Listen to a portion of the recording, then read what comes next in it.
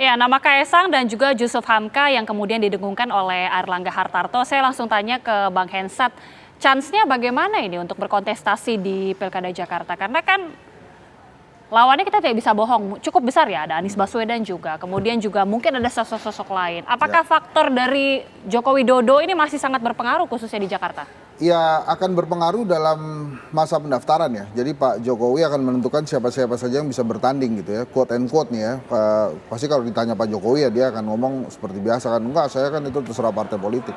Tapi justru yang menarik adalah jalannya ini udah dibuat sama MA nih. MA sudah memberikan jalan untuk Mas Kaesang. Tinggal kira-kira Mas Kaesang mau belajar seperti kakandanya gitu ya. Seperti Mas Bobi dan Mas Gibran atau mau langsung munggah ke yang utama sebagai DKI 1 atau Jateng 1 kan itu pertanyaannya. Nah di Jakarta sendiri yang menarik itu kan ada nama Anies Baswedan yang elektabilitasnya tinggi sekali.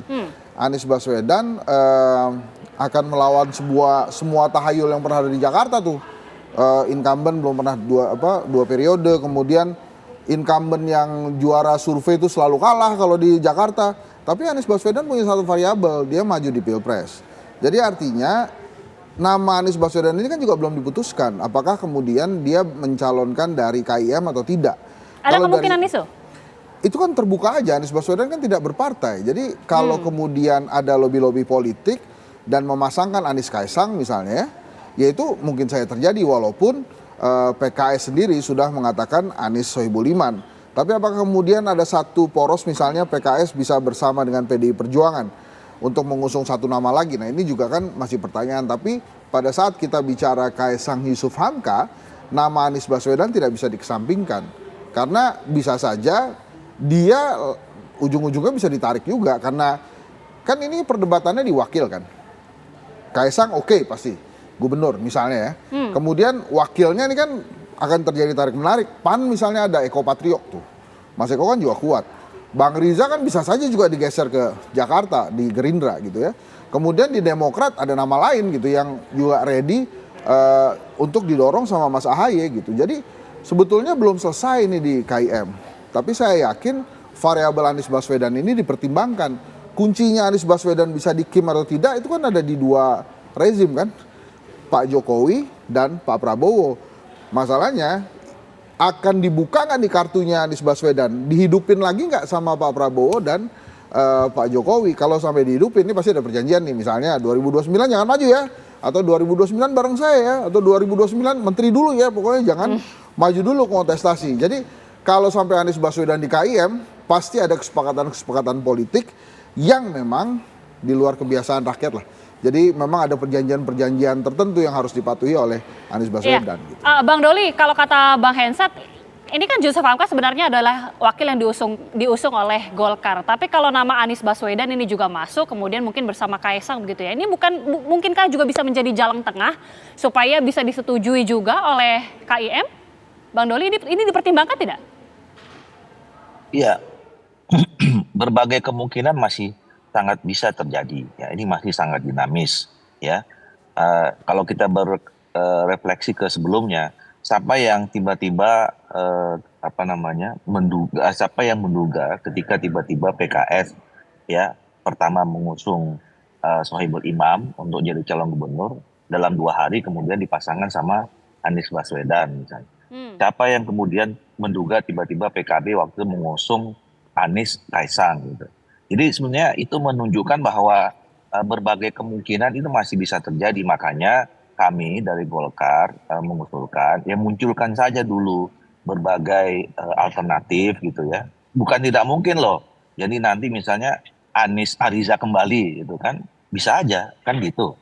Nah jadi bagi kami untuk Jakarta yang memang betul-betul strategis ini, ya saya kira dengan munculnya dua nama baru nih ya, Mas Kaesang dengan Pak Yusuf Hamka. Ya, Pak Yusuf Hamka juga saya kira juga nanti juga bisa menjadi alternatif di berbagai tempat dalam simulasi ya, berpasangan dengan siapa. Kalau misalnya seandainya ya Pak Kaesang kemudian berpikir lebih bagus ke Jawa Tengah misalnya kan. Jadi ini yang menurut saya menjadi menarik ya, menjadi semakin dinamis Sehingga nanti buat kami, buat Golkar, buat Koalisi Indonesia Maju itu keputusannya diambil betul-betul matang karena diambil dari berbagai simulasi yang banyak sekali variabelnya. Mana yang paling terbaik itu nanti yang kita putuskan secara bersama-sama, kira-kira Oke. begitu.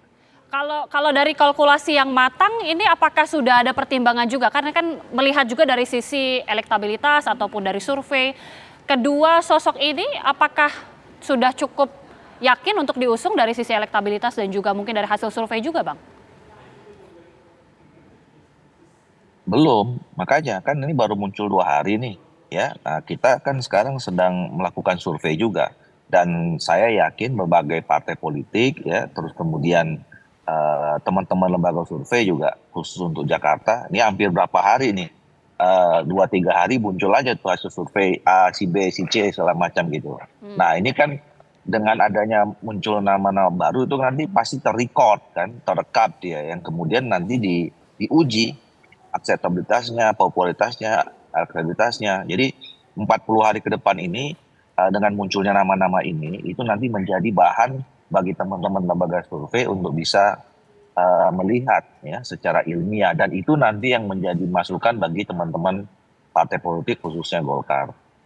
Oke, Bang Riza, ini kan tampaknya dari Golkar sendiri sepertinya sudah semakin yakin untuk mengusung Kaesang dan juga Jusuf Hamka.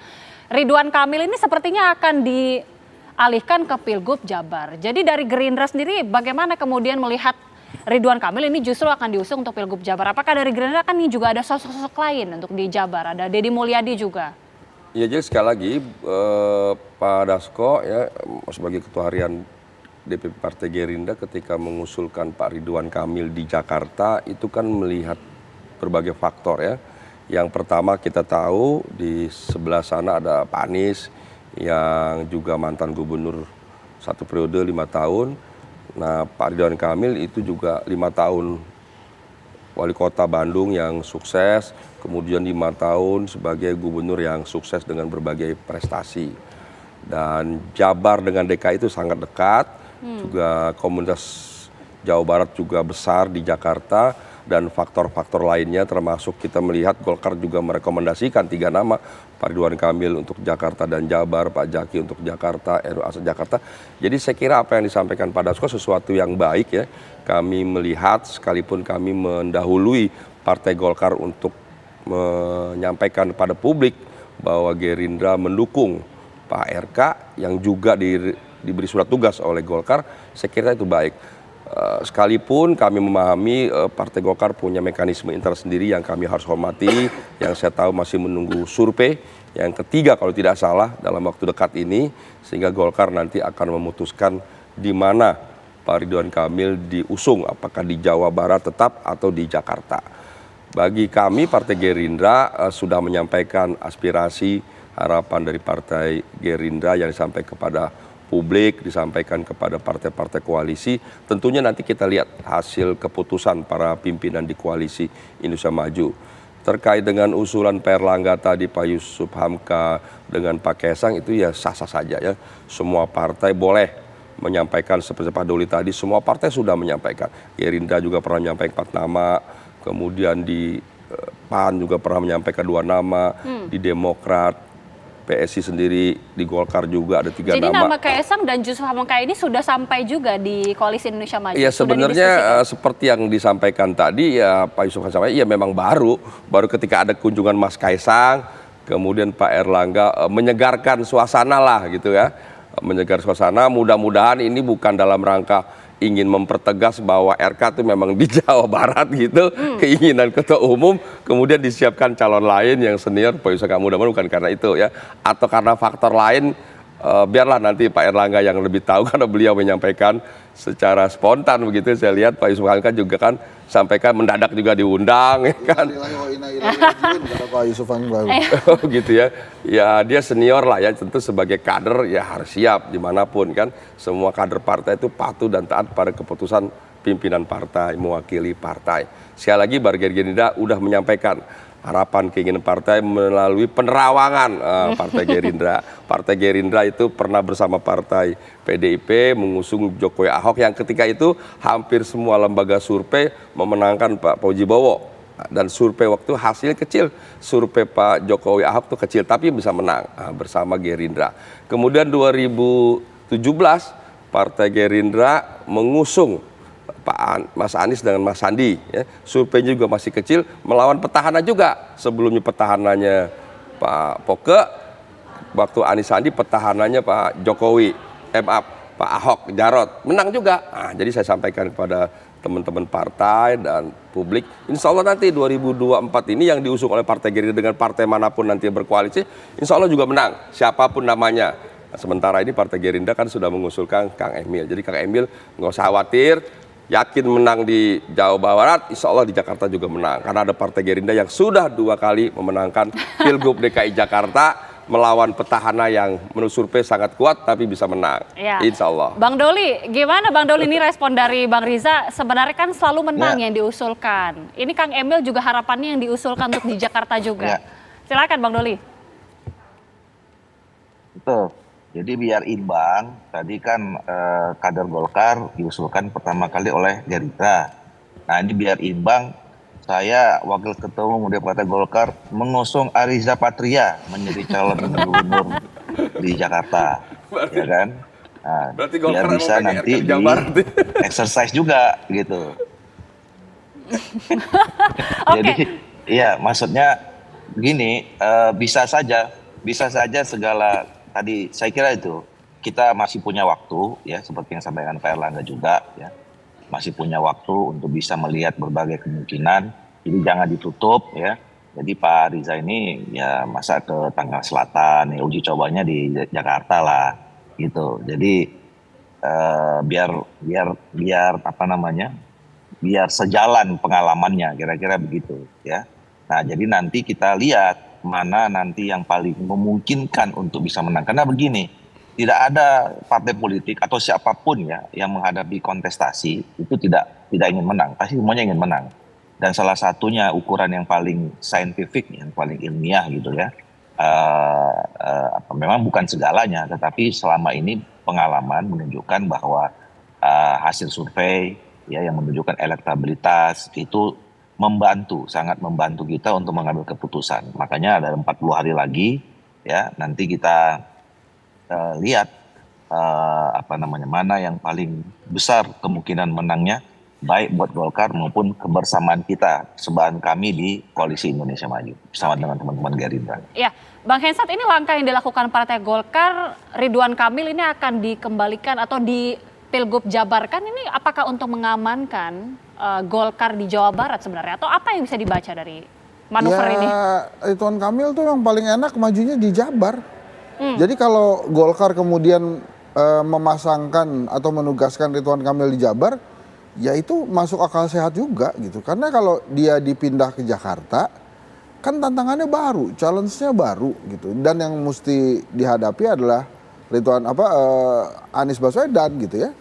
Walaupun Anies Baswedan kan sampai hari ini masih misteri juga nih, dia bisa maju apa enggak. Kalau saya sih yakinnya karena dia elektabilitas tinggi, pasti lancar juga tuh.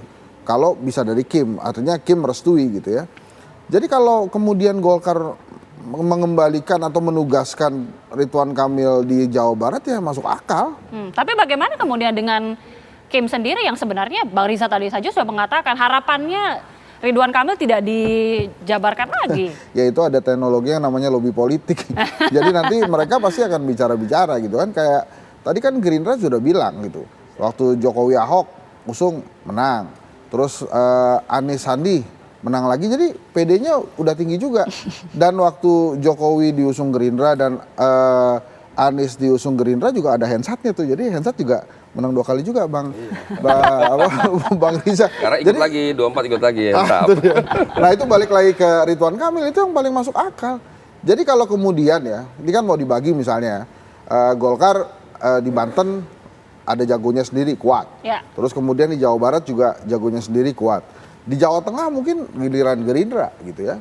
Kemudian di Jawa Timur kan bersama-sama. Dan ada daerah-daerah lain juga yang mungkin bisa bersama-sama juga dengan Gerindra, tinggal diatur-atur aja. Ini kan 500 lebih pilkada ya. Jadi menurut saya sih masih bisa diperbincangkan, hanya saja memang tidak bisa dipaksakan koalisi nasional harus selalu bersama-sama dalam perhelatan pilkada. Bahkan kan Kaisang sendiri sudah bilang di Banten kita beda ya Pak Erlangga ya. Jadi artinya kalau ada KIM di level nasional kemudian di dalam pilkada KIM memiliki persepsi politik beda-beda gitu sendiri-sendiri, ya itulah politik. Jadi memang di nasional berbeda, kepentingannya di daerah juga berbeda. Karena ya itu tadi Bang Doli sudah mengatakan, setiap kontestasi para kontestan pengennya menang, ya perhitungan-perhitungannya beda-beda gitu jadinya. Oke, kalau gitu nanti usai jeda saya akan tanyakan ke Bang Doli, apakah artinya di pilkada serentak ini memang sudah siap untuk berseberangan pikiran juga dengan sesama koalisi atau sesama partai politik di koalisi Indonesia Maju, Bang?